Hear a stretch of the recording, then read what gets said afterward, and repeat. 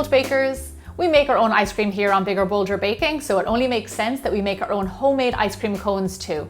And the best thing is you do not need any kind of special kitchen equipment or waffle cone machine. So we're going to start out by making the batter for our cones.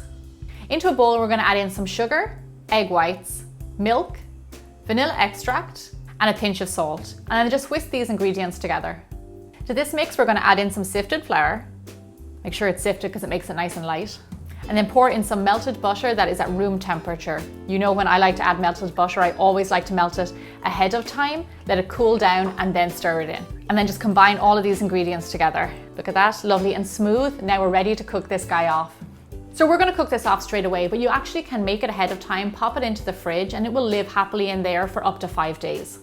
So we're going to cook our cones off on a nice big frying pan or a griddle. Something that is non-stick is preferable because it'll make it much easier to pull your cone up. So you want to make sure your pan is over low heat. Now this is really important because you want to make sure it's nice and controlled heat so it doesn't cook your cones too fast.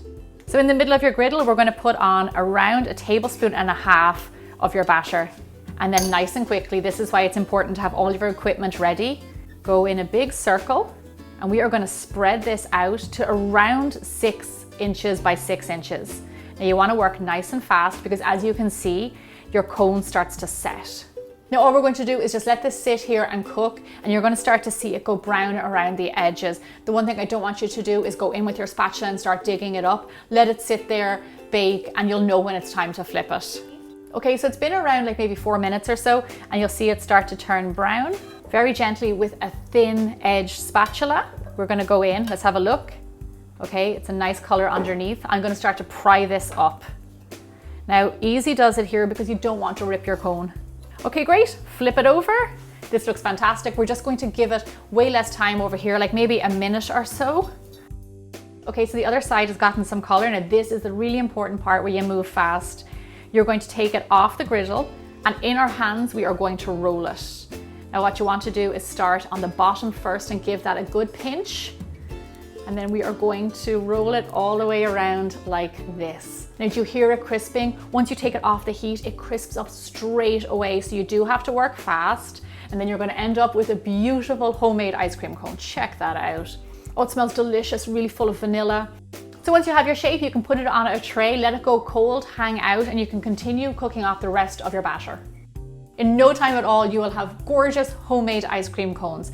However, we want to make these guys extra big and bold, and I'm going to dip them in some lovely melted chocolate. And of course, as always, add on some sprinkles on top. Or you can even add on some toasted nuts. Those work really well too. If you think the hole is too big on the bottom of your cone, there is an easy solution. I'm going to dip it in some chocolate. Let that set, and then no ice cream will come out the bottom. Once your ice cream cones are set, you can scoop in some ice cream. Okay, so you have to admit it does not get much better than a homemade ice cream cone filled with homemade ice cream. Now these cones are best eaten the day that they're made, but if you can't and you have some left over, store them in an airtight container, otherwise they'll go kind of soft, so make sure they're nice and tight and snug in there. I have lots more bold baking basics videos just like this one, so make sure you go to biggerbolderbaking.com to check them out.